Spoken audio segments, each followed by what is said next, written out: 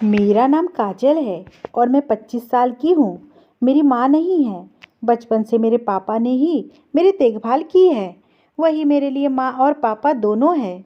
मेरे पापा मुझे बहुत मानते थे, मुझे बहुत प्यार करते थे। मेरे पापा बहुत ख्याल रखते थे मेरा। उन्होंने कभी मुझे किसी चीज़ की कोई कमी नहीं होने दी। जैसे जैसे मैं बड़ी होने लगी, उनको मेरी शादी की बहुत चिंता होने लगी। उन्होंने मेरे लिए बहुत रिश्ते देखे, पर वह चाहते थे कि मेरी शादी ऐसे घर में हो जहाँ मैं बहुत खुश रहूं। फिर एक दिन मेरे लिए रिश्ता आया। लड़का पढ़ा लिखा था, सुंदर था, देखने में काफ़ी अच्छा था। लड़के के परिवार में सिर्फ उसकी माँ और उसका छोटा भाई था। मेरी शादी ऐसे घर में हो जहाँ थोड़े परिवार भी छोटा था और पापा भी यही चाहते थे। थोड़ा परिवार भी छोटा हो और पापा भी यही चाहते थे। कम लोग हो, क्योंकि आजकल कौन नहीं चाहता कि हमारी शादी ऐसे घर में हो जहाँ लोग कम हो, तो जिम्मेदारियाँ भी थोड़ी कम रहती है। पापा ने रिश्ते के लिए हाँ कर दिया। लड़के का नाम विजय था। उसकी उम्र 28 साल थी। उसकी फ़ोटो देखते ही वह मुझे पसंद आ गया। फिर हमारी शादी पक्की हो गई। लेकिन किस्मत में क्या लिखा होता है उससे ज़्यादा कहाँ मिलता है। किसको पता था कि शादी पक्की हो जाने के बाद भी ऐसा होगा। जब मुझे यह पता चला कि मुझे बहुत दुख हुआ। शादी तय हुई, उसके कुछ दिन बाद ही विजय का एक्सीडेंट हो गया। उसमें वह चल बसा। यह जानकर मुझे बहुत दुख हुआ। अभी तो मैंने शादी के सपने ही देखना शुरू किया था और यह सब हो गया। मुझे बहुत रोना आ रहा था, लेकिन कुदरत का लिखा कौन टाल सकता है। मैंने इस अनहोनी को भी मंजूर कर लिया। फिर कुछ दिन के बाद जहाँ मेरी शादी हो रही थी, विजय की माँ मेरे घर पर आई और वह मेरी शादी के लिए पापा से बात करने लगी।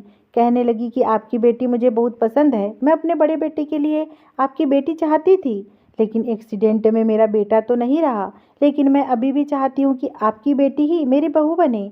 मेरा छोटा बेटा सूरज, मैं चाहती हूँ कि आपकी बेटी काजल की शादी मेरी छोटे बेटे सूरज के साथ हो जाए। वह पापा से कहने लगी कि आपकी बेटी हमेशा मेरे घर पर बहुत खुश रहेंगी। सूरज की उम्र मेरे बराबर थी। पापा से उन्होंने बहुत रिक्वेस्ट की, तो पापा ने उनसे बोल दिया, ठीक है, मैं आपको सोच कर बताता हूँ। और फिर वो लोग चले गए। पापा ने यह बात मुझसे जब कही कि विजय की माँ आई थी शादी के लिए, वो चाहती है कि अपने छोटे बेटे सूरज के साथ मेरी शादी करने के लिए कह रही है, तो मैंने उनसे कह दिया कि मैं उनको सोच कर बताऊँगा। अब तुम बताओ बेटी कि मैं उनसे क्या बोलूँ। वैसे लड़के तो दोनों अच्छे थे। मैंने कहा पापा, आप जैसा ठीक लगे आप वैसा करिए। पापा ने कहा, तो खुश तो है ना बेटा। मैंने कहा पापा मैं ठीक हूँ, मैं खुश हूँ, शायद किस्मत को यही मंजूर है। फिर पापा ने मेरी शादी सूरज के साथ फिक्स कर दी और हमारी शादी अगले हफ्ते ही हो गई। विजय का देहांत हुए अभी 10 दिन ही हुए थे कि हमारी शादी हो गई। शादी करके जब मैं अपने ससुराल गई, मेरा ससुराल बहुत बड़ा था। उनका घर नहीं हवेली थी। इतना बड़ा घर तो मेरा भी नहीं था, लेकिन मेरे पापा भी कुछ कम नहीं थे। मैं भी अच्छे घर से थी, लेकिन उनकी हवेली बहुत ज़्यादा बड़ी थी। और इतनी बड़ी हवेली में मैं और मेरी सास और मेरा पति सूरज और सिर्फ एक नौकरानी थी, और शायद एक नौकर भी था जो बगीचे की देखरेख करता था। आज शादी की पहली रात थी। मैं दुल्हन के जोड़े में बैठकर अपने पति सूरज का इंतजार कर रही थी। मेरी सास मेरे कमरे में आई और मेरे पास आकर बैठ गई और मुझसे कहने लगी कि तुम मेरी बहू नहीं हो, मेरी बेटी जैसी हो और मुझे अपनी माँ समझना बेटा। अपनी सास नहीं, और कोई दिक्कत हो तो मुझसे बेवजह कह देना। वह मेरे लिए दूध लेकर आई थी। कह रही थी, बेटा मेरा बेटा थोड़ा सीधा है। मैं दुल्हन के जोड़े में अपने पति का इंतजार कर रही थी। जब मेरा पति कमरे में आया तो कहने लगा, सो जाओ। मैंने कहा कि आज हमारी सुहागरात है और आप बोल रहे हैं कि मैं सो जाऊँ। तो मेरा पति कहने लगा कि मैं तुम्हारा पति नहीं हूँ, तुम मेरे लिए एक पराई औरत हो। यह बात सुनकर मैं थोड़ा सा हैरान हो गई, और यह बात बहुत ज़्यादा सीरियस होकर नहीं बोल रहा था, इसलिए मैंने उस बात पर ज़्यादा ध्यान नहीं दिया। मैं शादी में वैसे ही जब मैं नहाकर बाथरूम से बाहर निकली तो मेरा पति कमरे में ही था। मैं उसके पास आ गई और जैसे ही मैंने उसको छूने की कोशिश की, पर मैं बहुत थक गई थी, इसलिए मैं सो गई। अगले दिन भी मुझसे दूर हट गया और बहाना बना के कमरे से बाहर चला गया। उसे कुछ काम है। ऐसे ही 2-3 दिन तक चला। जब भी मैं उसके पास आती वह मुझसे दूर चला जाता, कोई ना कोई बहाना बना के। मुझे समझ में नहीं आ रहा था कि वह ऐसा क्यों कर रहा है। मैं बिल्कुल समझ नहीं पा रही थी। अब मैं थोड़ा परेशान होने लगी थी कि कोई बात तो है, यह मेरे पास नहीं आ रहा है। शादी को 3 दिन हो गए हैं, तो मैंने सोचा इस बारे में मैं अपनी सास से बात करती हूँ। मैं अपनी सास के पास गई और मैंने उनसे बोला कि माँ, मुझे आपसे कुछ बात करनी है। वो बोली, हाँ बताओ बेटा, क्या बात है, कोई परेशानी है, कोई दिक्कत है तो बोलो। मैंने उनसे हिचकिचाते हुए बोला, मुझे थोड़ा अजीब लग रहा था यह बात कहने में कि मेरा पति मुझसे दूर रहता है, मेरे पास नहीं आता, लेकिन मैंने सोचा कहना तो पड़ेगा ही अपनी यह बात। और किससे शेयर करती मैं, मेरी तो माँ भी नहीं है। मैंने अपनी सास से बोला कि जब से मेरी शादी सूरज से हुई है, सूरज मेरे पास नहीं आते। तो सूरज की माँ हंसते हुए बोलने लगी, अरे बेटा, मैंने तुमको बताया तो था कि मेरा बेटा थोड़ा शर्मीला है, थोड़ा सीधा है, इसमें कोई घबराने वाली बात नहीं है, थोड़े दिन में सब ठीक हो जाएगा। उन्होंने मुझसे ऐसी बात की, फिर भी मुझे कुछ राहत नहीं मिली। उनकी बात से तो मैं अभी भी परेशान थी। माँ ने फिर से बोला, अच्छा तुम दोनों एक काम करो, हनीमून पर चले जाओ और फिर सब ठीक हो जाएगा। वहाँ तुम दोनों को थोड़ा अच्छा लगेगा, तुम दोनों थोड़ा पास आ जाओगे। इस बात से मेरे चेहरे पर थोड़ी सी मुस्कुराहट आ गई और फिर मैं वहाँ से चली आई। मैं अपने कमरे में चली आई थी। थोड़ी देर के बाद मेरी सास मेरे कमरे में आई और कहने लगी, बेटा तुम दोनों अपना सामान पैक कर लो और हनीमून के लिए निकल जाना, और मैं कुछ दिनों के लिए अपनी बहन के यहाँ जा रही हूँ। तुम दोनों चले जाओगे तो मैं अकेली रहूँगी, इससे अच्छा है मैं अपनी बहन के यहाँ घुमाती हूँ। मैंने कहा, ठीक है माँ जी। इसके बाद माँ अपनी बहन के यहाँ चली गई।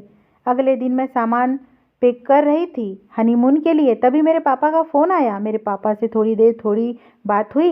मैंने पापा को बताया कि मैं हनीमून पर जा रही हूँ। पापा ने कहा, ठीक है बेटा, फ़ोन कर लिया करना, कभी कभी तुम्हारी चिंता लगी रहती है, तुम्हारी माँ तो है नहीं, इसलिए मुझे और भी ज़्यादा चिंता लगी रहती है। मैंने कहा, ठीक है पापा, आप चिंता मत करें, मैं ठीक हूँ। इतना कहने के बाद मैंने फ़ोन रख दिया। थोड़ी देर के बाद मेरा पति रूम में आया और आज उसका मूड थोड़ा ठीक लग रहा था, तो मेरे पास आया और अपना हाथ मेरे चेहरे पर फेरने लगा। मुझे अच्छा लग रहा था कि उसके बाद उन्होंने अपनी जेब से एक काले कलर की पट्टी निकाली और उन्होंने मेरी आंखों पर बांध दी। यह मुझे थोड़ा सा अजीब लग रहा था, लेकिन इतने दिनों के बाद वो मेरे करीब आए थे, इसलिए मैंने उनसे कुछ नहीं कहा। मैं उनसे कुछ कह भी नहीं पाई थी, क्योंकि मुझे भी अच्छा लग रहा था। मुझे ऐसा लग रहा था शायद मुझसे प्यार करना चाहते हैं। थोड़ी देर के बाद उन्होंने मेरे हाथ रस्सी से बांध दिए। उसकी थोड़ी देर बाद मुझे ऐसा लग रहा था कि कमरे में कोई नहीं है। फिर मैं सूरज को आवाज़ दी कि सूरज, आप कहाँ हैं? फिर वो मेरे पास आया और उसने मेरी आंखों से पट्टी निकाल दी और कहने लगा, इतनी देर में इतनी ज़्यादा परेशान हो गई? मैं तो यही हूँ। मैंने सूरज से कहा कि तुमने मेरे हाथ क्यों बांधे हैं, खोलो मुझे। फिर उसने एक बॉक्स निकाला और उसमें से एक इंजेक्शन निकाला और वह उसे लेकर मेरी तरफ बढ़ने लगा। मैं बहुत ज़्यादा डर गई, मेरे चेहरे पर पसीना आने लगा। मुझे कुछ समझ में नहीं आ रहा था कि यह क्या हो रहा है। मैंने सूरज से डरते डरते पूछा, सूरज तुम क्या कर रहे हो? और वह मेरे पास धीरे धीरे बढ़ रहा था और फिर उसने ज़बरदस्ती वह इंजेक्शन मुझे लगा दिया। उसके बाद मैं बेहोश हो गई। उसके बाद तो मुझे कुछ याद ही नहीं। जब मुझे होश आया कुछ घंटे बाद तो मेरे हाथ खुले थे और मैं बिस्तर से उठने की कोशिश कर रही थी। मुझे बहुत कमजोरी महसूस हो रही थी, मैं खड़ी नहीं हो पा रही थी। जैसे मैं बिस्तर से उठकर नीचे खड़ी होने की कोशिश कर रही थी, वैसे ही मेरा पति सूरज कमरे में आ गया और उसने फिर से मुझे वही इंजेक्शन लगा दिया। उसके बाद फिर से मैं बेहोश हो गई। इस बार जब मुझे दोबारा होश आया तो मेरी हालत बहुत ख़राब हो चुकी थी। मेरे अंदर तो खड़े होने की बीच हिम्मत भी नहीं रह गई थी। काफ़ी घंटे बीत चुके थे, मैंने कुछ खाया भी नहीं था। मुझे कुछ भी समझ में नहीं आ रहा था कि लोग मेरे साथ ऐसा कर क्यों रहे हैं। आखिर में ये लोग मेरे साथ ऐसा क्यों करना चाहते हैं। मुझे जागते हुए कुछ टाइम हो गया, लेकिन कमरे में कोई आया ही नहीं। मैं अपना फ़ोन ढूंढने लगी कि पापा को फ़ोन करती हूँ, वो मेरी मदद करेंगे। मैं जल्दी जल्दी अपना फ़ोन ढूंढने लगी।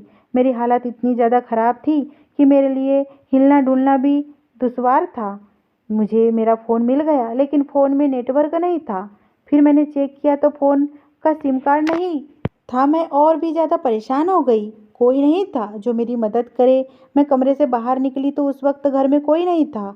मैं घर से बाहर चली गई। घर के बाहर सब सुनसान पड़ा था। मुझे किसी की मदद चाहिए थी। कुछ दूरी पर कुछ लोग खड़े थे, लेकिन मैं चल नहीं पा रही थी और मेरी हालत इतनी ज़्यादा ख़राब थी कि मैं उनको तेज़ बुला भी नहीं सकती थी। धीरे धीरे उनकी तरफ आगे बढ़ ही रही थी कि इतनी देर में मेरी सास आ गई और कहने लगी, अरे बेटा, तुम यहाँ ऐसी हालत में ये तुम्हें क्या हो गया है? मैंने उनसे कहा मुझे अपने घर जाना है। माँ वो कहने लगी, बेटे ये तुम्हारा ही घर है और तुम्हें क्या हो गया है? मुझे बताओ। जिसने भी तुम्हारी ये हालत की है मैं उसे छोड़ूंगी नहीं। मैं आ गई हूँ ना, अब सब ठीक हो जाएगा। तुम मेरे साथ घर के अंदर चलो, तुम्हें डरने की कोई ज़रूरत नहीं है। और वह मुझे अपने साथ घर में ले आई और थोड़ी देर के बाद सूरज भी आ गया और उन्होंने सूरज को बहुत डांटा, थप्पड़ भी मारा और कहने लगी, पागल हो गए हो क्या? क्या हालत बना दी है तुमने इसकी? कोई अपनी भाभी के साथ ऐसा करता है क्या? यह सुनकर मैं हैरान हो गई कि क्या बोल रही है। मैंने अपनी सास से कहा, माँ जी आप ये क्या कह रही है? मैं तो सूरज की बीवी हूँ, आप मुझे इसकी भाभी क्यों कह रही है? और उन्होंने मेरा हाथ पकड़ा, फिर अपने साथ ज़बरदस्ती कमरे में लेकर गई और वहाँ मुझे बंद कर दिया। मैं वहाँ से चिल्ला रही थी लेकिन किसी ने मेरी कुछ नहीं सुनी।